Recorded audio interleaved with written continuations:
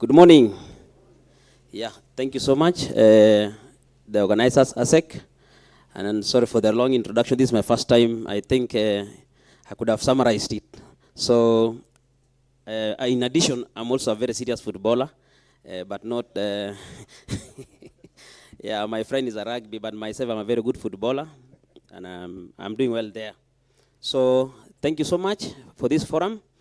I'll go straight because of time to commence my presentation, and I will dwell on the geothermal and food security when we were invited. And so the theme of this conference, which is well placed with the current happenings in the world, we were very happy to be invited, and therefore I'm here representing my GM for Strategy Research and Innovation, Engineer Madam Buru. So I will present GDC, Direct Use Demonstration Projects in Menengai, but before that, we will just travel through the outline of my presentation. That is the introduction, the role of geothermal and engineering in safeguarding food security, geothermal direct use demonstration projects in Menengai, and I will conclude. Okay, in a snapshot, GDC is a geothermal development company which is 100% owned by the government of Kenya. We are supposed to generate income, that is the type, and also we are a limited liability company. We are a young company which was formed in 2008, and we commenced to work in 2009. So what is our mandate? In a nutshell, geothermal is a very expensive venture to develop. So government realized that it's a very expensive and very risky venture for this country. And government realized it was important for the government to form geothermal development company to remove upfront risks in development of geothermal. Upfront risk in terms of, you have to do exploration. And for you to confirm that you have a resource, you have to do exploration drilling. And doing a one well, for example, a geothermal well, you are talking about $5 million to around $7 million. If you lose that, that's a lot of money for this country, and therefore government, so that private investment were not able to join that engagement, and therefore they took up the risk by forming GDC. We also do direct use. Apart from power generation, we explore other uses of the resource we get from geothermal energy, and that is why that's my focus today. We have a capacity. We have developed capacity in the region, and GDC has footprints in the region, in Africa, and in the world. We are currently supporting the continent, many countries in East Africa, in developing the geothermal resources. And also we raise funds for the government, and also we make sure that we avail steam for our sister company Kengen or independent power producers to do the conversion. Okay, this is the map of Rift Valley. You can see this country is very blessed to have very many geothermal fields. And what I've highlighted in red is where we have started some works.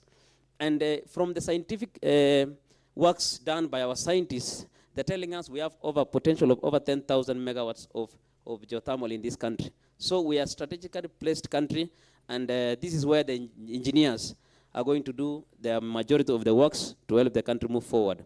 This is a snapshot of where GDC is. We started with Menengai, and in the short-term plans of 2030 plan of 10,065 megawatts, we were planning to do 465 for Menengai, 300 for Baringo and Suswa.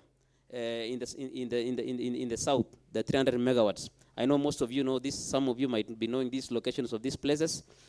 But we have in Menengai, we are going to do in the first phase 105, and currently we are engaging 3 IPPs. And the good news in Menengai is that we have connected the first IPP to the national grid. That is 1 month ago, and already that is connected. So the new field which we are doing a lot of work now is Ipaka in Baringo, where we have realized over 70 megawatts of steam. That is a Paka geothermal field in Baringo. So we are currently doing production drilling. Our team has just moved to the next field called Selale, where we are going to start the exploration works. And for Suswa, currently we are doing a stakeholder engagement. Now, this is a very good slide for all of us to see where our country is today as Kenya. For the last few years ago, we have been in number 6 with 9.4 megawatts of geothermal capacity. But currently, with the coming in of the 35 megawatts in Menengai, we overtook Mexico, and we are now in we came to number 6. Sorry, we were in number 7. So we have come to number 6.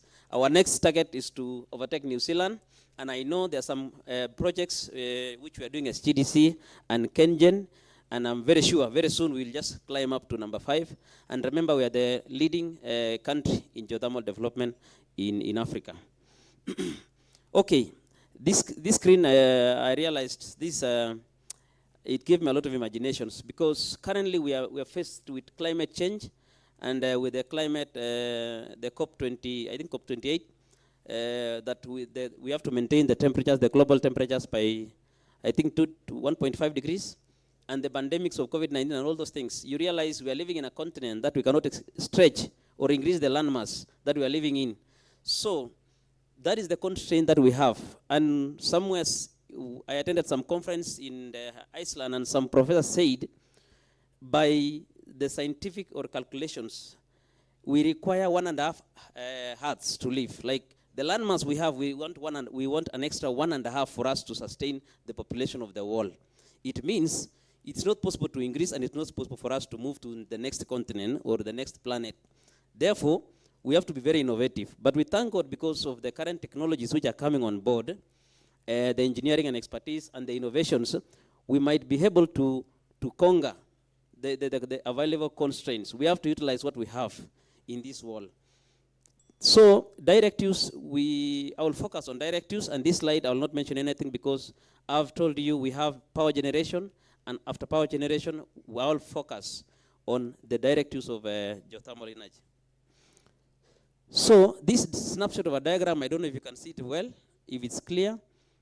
After power generation, after we use the steam to run power, then we have the brine.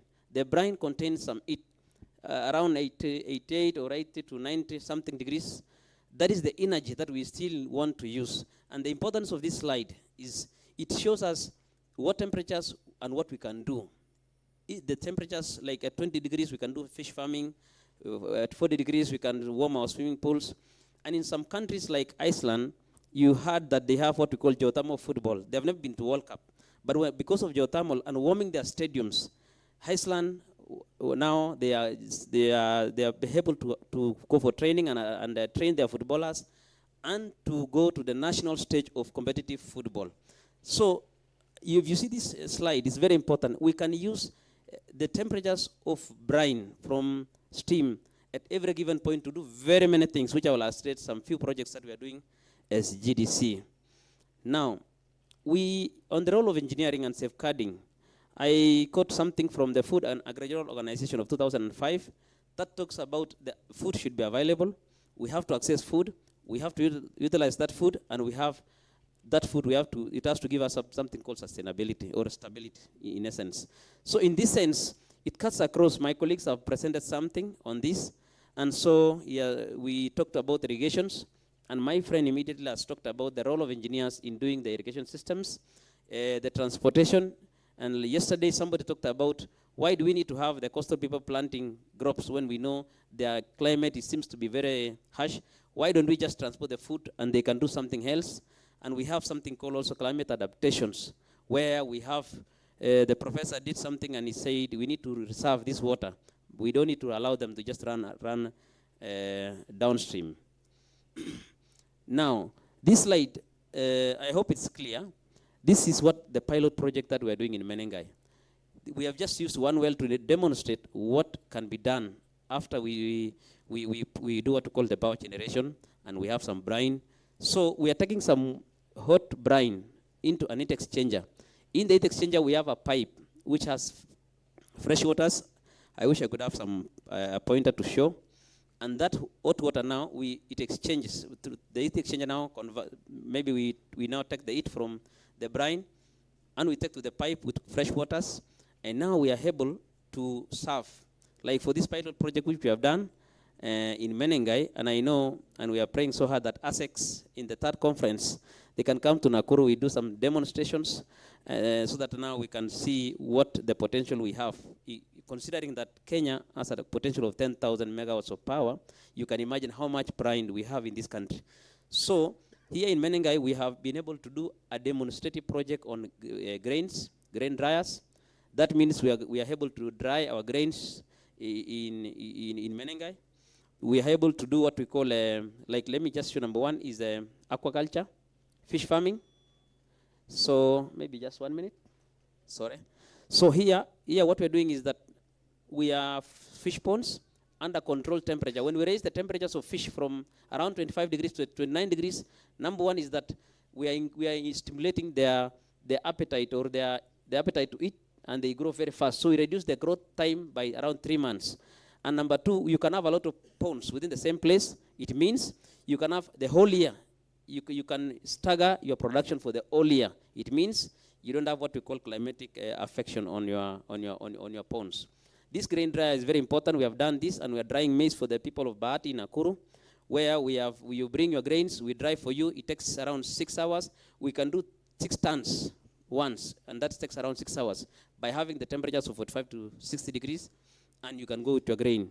That means we have reduced the cost of HFOs, because the national cereals and produce boards, they are using the HFOs to dry the grains. Here we are you are just using it from brine, from geothermal, which is very cheap.